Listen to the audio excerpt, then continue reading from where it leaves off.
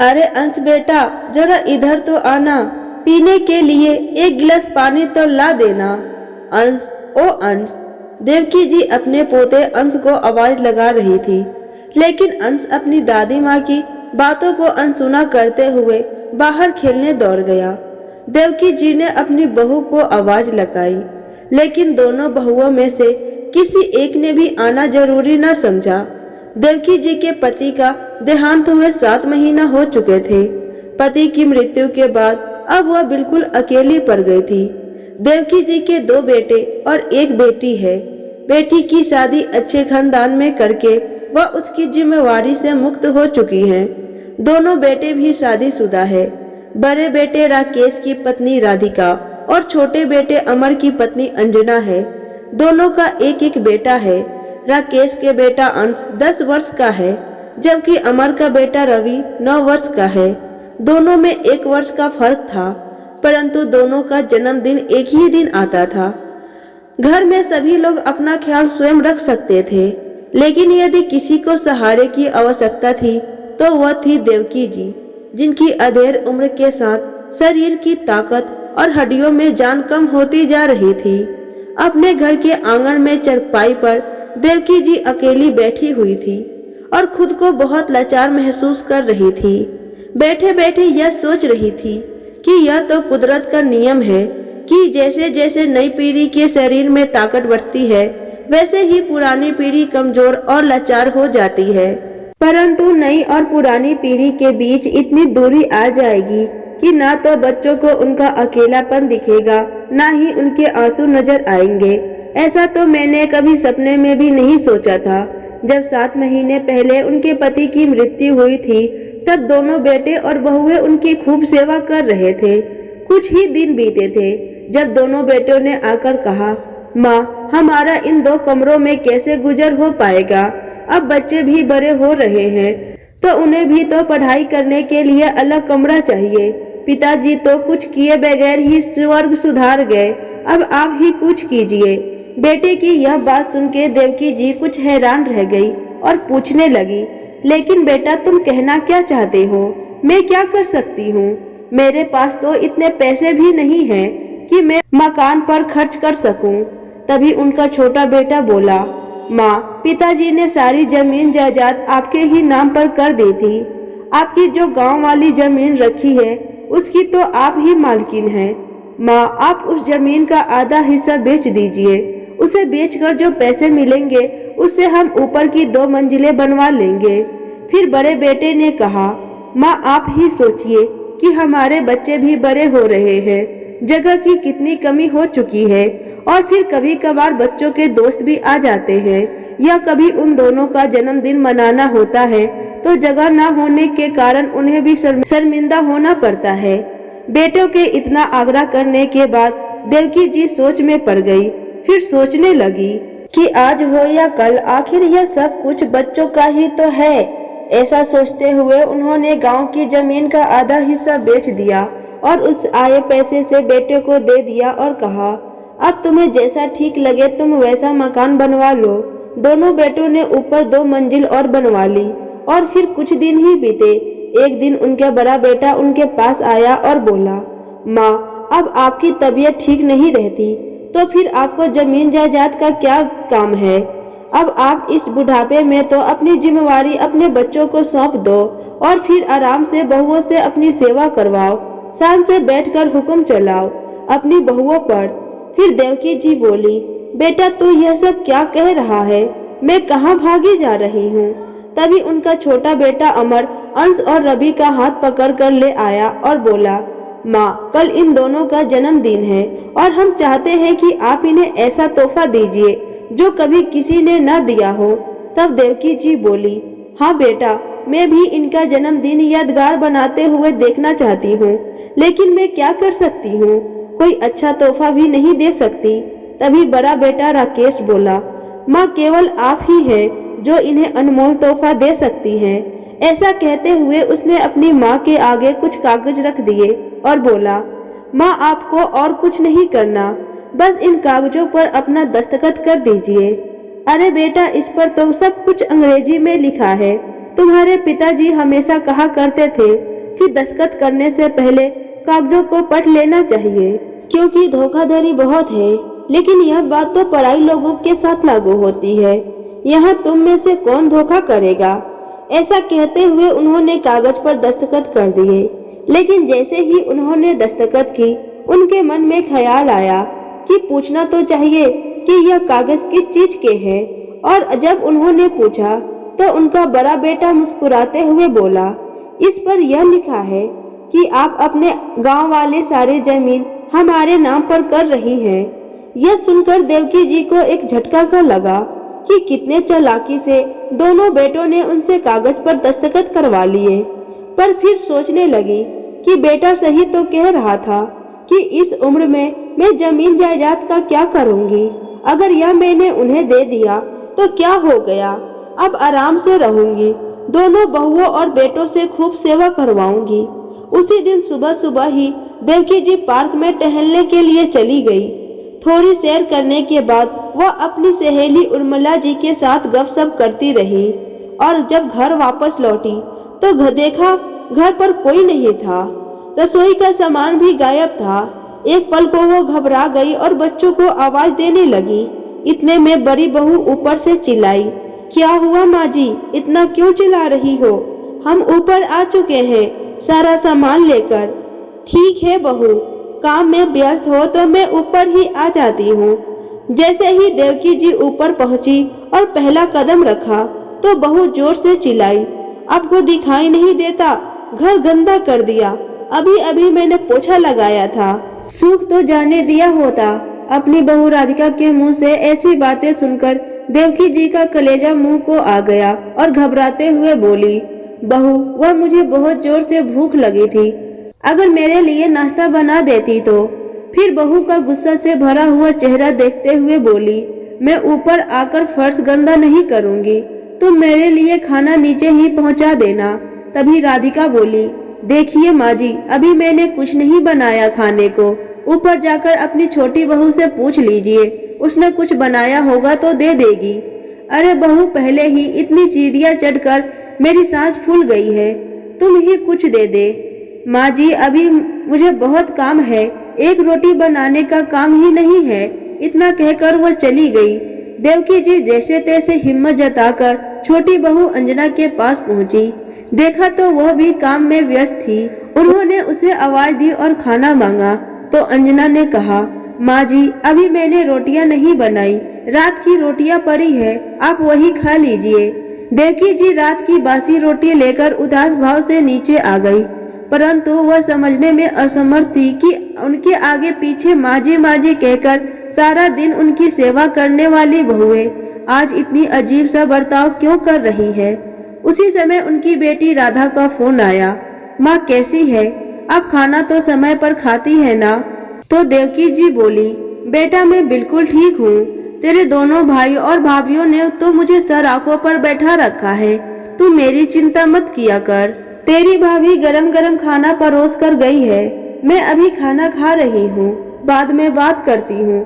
ऐसा कहते हुए देवकी जी की आंखें भर आई और गला रौंद गया। वह अपनी बेटी का दिल दुखाना नहीं चाहती थी, इसलिए तुरंत फोन काट दी। बेमन से वही बासी रोटी खाते हुए उन्होंने मन ही मन सोचा कि आज वह अपने दोनों बेटे राकेश और अमर से इस विषय में बात करेगी। दोपहर बीतने को थी और देवकी जी अभी तक दोपहर के खाने का इंतजार कर रही थी। जब कोई नहीं आया तो थक हार कर उन्होंने आवाज लगाई, बहू मुझे भूख लगी है, खाना तो दे दो। परंतु किसी का कोई जवाब नहीं था। थोड़ी देर बाद उन्होंने फिर से आवाज लगाई। 4 से 5 बार आवाज लगाने पर भी जब कोई नहीं आया तो थक हार कर फिर से वह ऊपर गई तो बड़ी बहू राधिका ने नाक मुंह सिकारते हुए 2 रोटी और सब्जी एक डिस्पोजेबल प्लेट में डालकर दे ऐसे रख दी जैसे किसी भिखारी को खाना दिया हो। बहू का ऐसा अजीब व्यवहार देखकर देवकी जी को हैरानी का ठिकाना नहीं था। सोचने लगी कि आखिर आज दोनों बहुओं को मेरी 2 वक्त की रोटी भी भारी क्यों लग रही है। आखिर एक ही दिन में ऐसा क्या हो गया। अभी इन्हें विचारों में डूबी हुई थी कि उनकी नजर बाहर से आते हुए अपने छोटे बेटे पर पड़ी। पीछे पीछे ही बड़ा बेटा भी आ रहा था। जैसे ही वो दोनों अंदर आए, देवकी जी ने कहा, बेटा सुनो, मुझे तुम दोनों से कुछ जरूरी बात करनी है। तभी छोटा बेटा बोला, माँ जो भी बात करनी है बाद में कीजिएगा, मैं अभी बहुत थका हुआ हूँ। बड़े बेटे ने भी कहा, माँ आपको तो कोई काम है नहीं, हम थके हुए आते हैं और आप आते ही। इतना कहते वह दोनों चले गए। देवकी जी अपना सा मुंह लेकर वहीं बैठी रह गई। उन्हें रात भर नींद नहीं आई। अगले दिन सुबह उठकर उन्होंने अपने बेटों से बात करने की सोची और सीढ़ियां चढ़कर ऊपर चली गई। ऊपर जाकर देखा तो उनका बड़ा बेटा राकेश ऑफिस जाने के लिए तैयार हो रहा था। तभी उनकी बहू राधिका ने मुंह बनाते हुए कहा, सुनो तुम्हारी माँ आई है। देवकी जी यह सुनकर हैरान रह गई और बोली, यह क्या बात हुई बहू, क्या मैं तुम्हारी कुछ नहीं लगती? तभी राकेश बोला, माँ इसमें इतना नाराज होने वाली क्या बात है? फिर देवकी जी बोली, बेटा बात क्या है? कल से बहू का व्यवहार भी बदला हुआ है और तू भी इतने अजीब व्यवहार कर रहे हो। क्या माँ आप भी सुबह सुबह फालतू ड्रामा करने लगी? छोटी सी बात का तमाशा बनाने में जरा भी देर नहीं करती। तभी उनकी बहू चिल्लाई, सुन लिया, अब जाइए यहाँ से, नाश्ता करने दीजिए इन्हें। देवकी जी जस के तस खड़ी रह गई। बहू की तेज आवाज सुनकर तो जैसे उनके हाथ पैर सुन पड़ गए थे। उन्हें ऐसा लगा कि जैसे वह किसी बुरे सपने से जगी हो। देवकी जी बेइज्जत होकर बड़ी बहू के कमरे से बाहर निकली। वह बहुत ज्यादा डर गई थी, लेकिन उन्हें भूख लगी थी, इसलिए ऊपर छोटे बेटे के पास चली गई। दरवाजा खुला था। उन्होंने आवाज दी लेकिन कोई नहीं आया, तो वह अंदर जाकर बैठ गई। उनके बेटे अमर ने उन्हें देखा तो रसोई घर में से 2 रोटियां लाकर उन्हें दे दिया।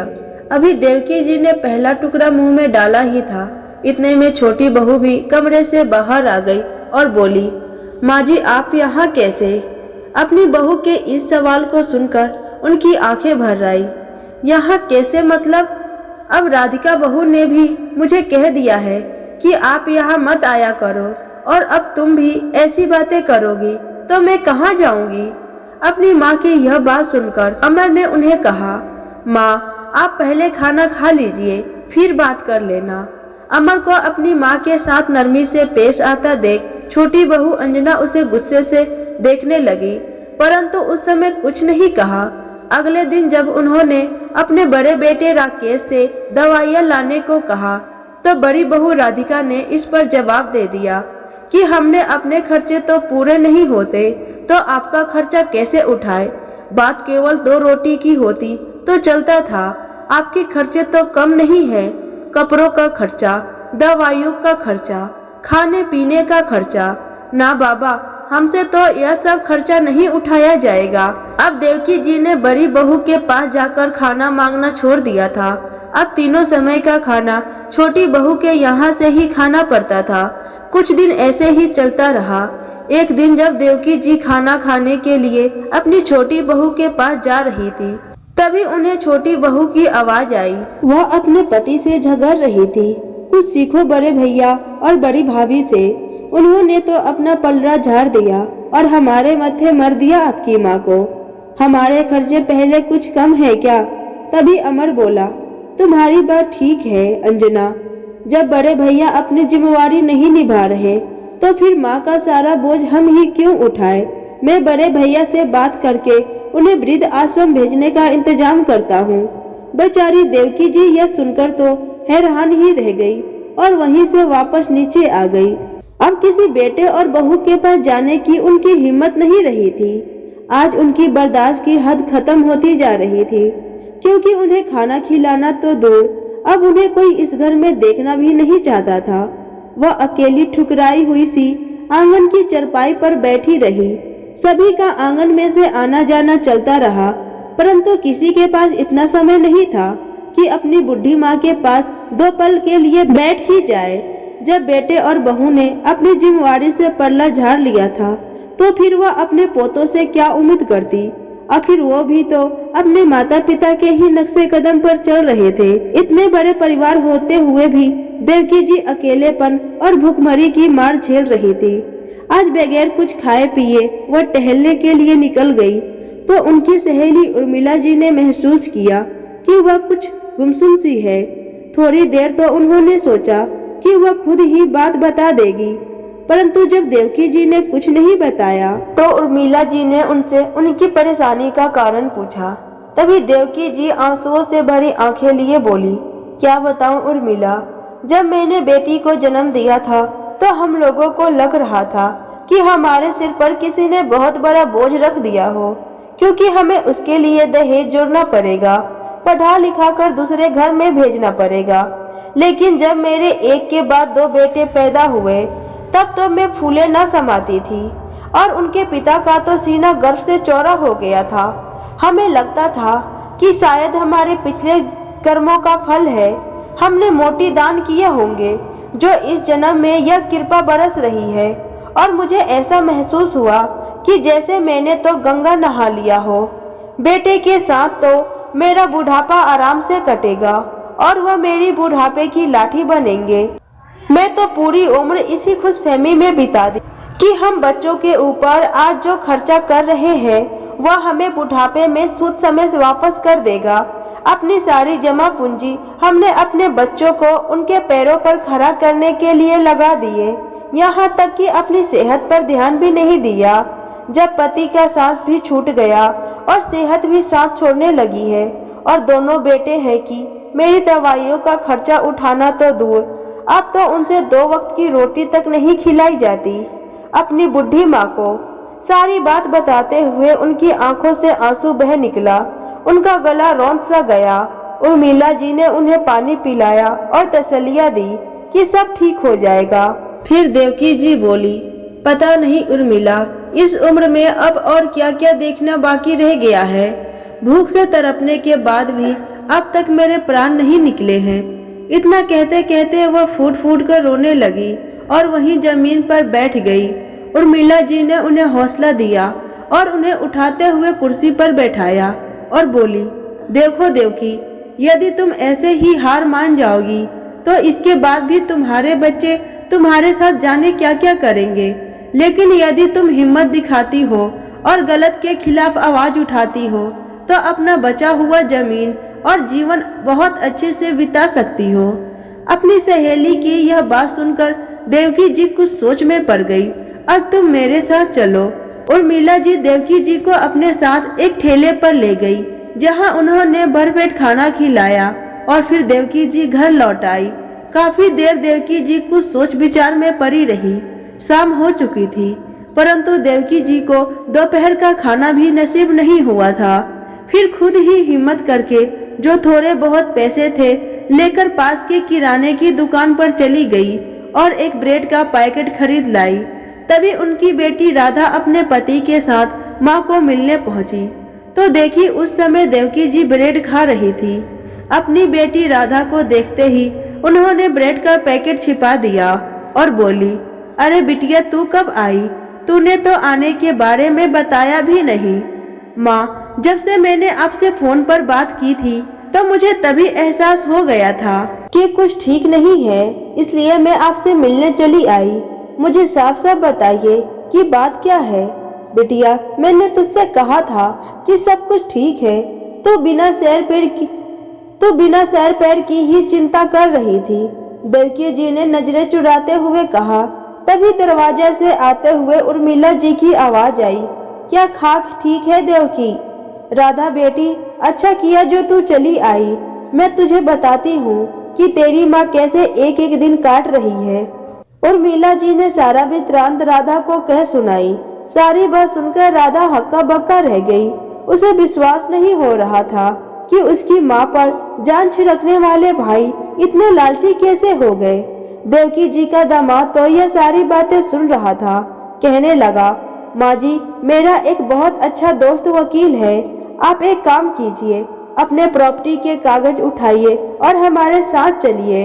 देवकी जी के मना करने के बाद भी वे दोनों नहीं माने और उन्हें अपने साथ वकील के पास ले गए और सभी हालातों के बारे में बताया। वकील ने सभी कागज देखे और कहने लगा, अरे वाह, यह हुई ना बात। यह बताइए, यह कागज किस प्रॉपर्टी के हैं? तभी देवकी जी ने कहा कि यह हमारे मकान के हैं और जमीन के कागज है। फिर वकील मुस्कुराते हुए बोला, अगर ऐसी बात है तो आप अपने बेटे और बहू को अच्छा नाच नचा सकती है। फिर वकील ने कहा, देवकी जी कागजी कार्रवाई शुरू की। उसके कुछ समय के बाद देवकी जी घर लौट आई। थोड़े ही देरों में उनके दोनों बेटे भी घर आ गए और उनके पास आकर बोले, माँ अब हमसे आपका बोझ नहीं उठाया जाता, इसलिए हमने उसका इंतजाम वृद्ध आश्रम में करवा दिया है। यह बात सुनकर देवकी जी हैरानी से उनकी ओर देखने लगी तो बड़ा बेटा बोला, चिंता मत कीजिए माँ, वहाँ आपको किसी तरह की कोई कमी नहीं होगी। अभी यह बात चल ही रही थी कि राधा और उसका पति वकील के साथ उनके सामने हाजिर हो गया। उन दोनों को वकील के साथ देखकर दोनों बेटे और बहू की हैरानी का ठिकाना नहीं रहा। बड़ा बेटा बोला, यह सब क्या तमाशा है, तुम लोग यहाँ वकील के साथ? फिर बड़े बेटे ने कहा, अच्छा अब समझ में आया कि माँ की संपत्ति में तुझे और जीजा जी को भी अपना हिस्सा चाहिए, इसलिए वकील को लेकर आए हो। लेकिन एक बात कान खोलकर सुन लो, यह सारी संपत्ति हम दोनों भाइयों की है, तुम्हारा इसमें कोई हक नहीं है। यह बात सुनकर राधा और उसके पति को भी बहुत गुस्सा आया। तभी राधा बोली, मुझे माँ की संपत्ति में से एक पैसा भी नहीं चाहिए, मैं तो केवल इतना चाहती हूँ कि मेरी माँ इस बुढ़ापे में सुखपूर्वक अपना जीवन बिताए। अरे मैं तो माँ को अपने साथ ले जाना चाहती थी, लेकिन माँ ने यह कहकर मना कर दिया कि अपने जीवन के अंतिम समय वो बाबूजी की यादों के साथ इसी घर में रहकर जीना चाहती है। फिर देवकी जी ने चेहरे पर गुस्सा भरी भाव लाते हुए कहा, अपनी बेटी से ज्यादा मैं और तुम्हारे पिता ने अपने बेटों को प्यार किया, यह सोचकर कि बेटियां बोझ होती है, केवल बेटे ही बुढ़ापे में साथ निभाते हैं। लेकिन आज मुझे महसूस हो रहा है कि हमसे कितनी बड़ी गलती हो गई थी। तुम लोगों ने मेरे पास कोई और चारा नहीं छोड़ा था। जब तक जमीन मेरे नाम पर थी तब तक मेरे आगे पीछे दौड़ते थे, और जब फर्ज निभाने की बारी आई तो तुम सभी ने हाथ पीछे खींच लिया। मेरा पैसा और जमीन तुम सबको चाहिए थी, पर तुम्हारी बुढ़ी माँ उसका क्या? यह मत भूलो कि यह घर आज भी मेरे पति का है, जिस पर सबसे पहला अधिकार मेरा है। तभी बड़े बेटे ने कहा, इस पर अब आपका कोई अधिकार नहीं है। वसीयत बनाते समय ही पिताजी ने यह मकान हमारे नाम पर कर दिया था। तभी वकील साहब बोले, आपकी बात सही है, लेकिन आपके पिताजी ने मरने से पहले यह घर और जमीन अपनी पत्नी देवकी जी के नाम पर कर दिया था, और साथ में यह भी लिखा था कि उनकी पत्नी जीते जी सारी प्रॉपर्टी की मालकिन वही रहेंगी। शायद आप लोगों के पिताजी को यह बात का एहसास पहले ही हो चुका था कि आप अपनी माँ के साथ कितने घटिया हरकतें कर सकते हैं, इसलिए उन्होंने अपनी पत्नी की सुरक्षा के लिए अपनी मृत्यु से पहले ही अपनी वसीयत में बदलाव करा दिए थे। उनकी मृत्यु जो तिथि आपने बताई है, उससे ठीक एक हफ्ता पहले ही वसीयत बदलवा दी गई थी। आज की तारीख में यह घर और आपके पिता के गांव की जमीन देवकी जी के है, वह जैसे चाहे उनका इस्तेमाल कर सकती है, कोई उनसे कुछ नहीं कह सकता। यह सुनकर तो दोनों बेटों की जैसे जान ही निकल गई थी। वह कभी वकील को देखते तो कभी अपनी माँ को। इस घटना के बाद देवकी जी को आज तक सब कुछ सहन करती आई थी। चुपचाप रहने वाली एक सीधी सी महिला नहीं रही। अपने अधिकार के लिए लड़ना उन्हें आ गया था, और अपनी औलाद को सबक सिखाने के लिए उन्होंने अपने बेटे और बहू को फरमाने सुना दिए कि वह जल्द से जल्द मकान को खाली कर दे। इतना बात सुनते ही बड़ा बेटा राकेश अपनी माँ के पैरों में गिर पड़ा। माँ, मुझसे बहुत बड़ी गलती हो गई, मुझे माफ कर दो। इस समय छोटा बेटा अमर बोला, माँ मुझे तो बड़े भैया ने उल्टी पट्टी पढ़ा दी थी, नहीं तो आप जानती हैं मैं ऐसा करने के बारे में सोच भी नहीं सकता था। फिर देवकी जी बोली, मुझे धुतकारने से पहले तुमने इतना तक नहीं सोचा कि इस उम्र में माँ कहाँ जाएगी, कैसी रहेगी, फिर मैं तुम्हारे बारे में क्यों सोचूं? लेकिन मैं अपने दोनों पोतों को दर दर की ठोकरें खाने के लिए नहीं छोड़ सकती, इसलिए तुम लोग इस घर में रहना चाहते हो तो सबसे ऊपर वाले मंजिल पर रह सकते हो। अब देवकी जी ने अपनी गलती सुधारते हुए एक और कदम उठाया। उन्होंने वसीयत में बदलाव करवाया कि उनकी मृत्यु के बाद उनके गांव की जमीन पर सिर्फ उनकी बेटी का हक होगा।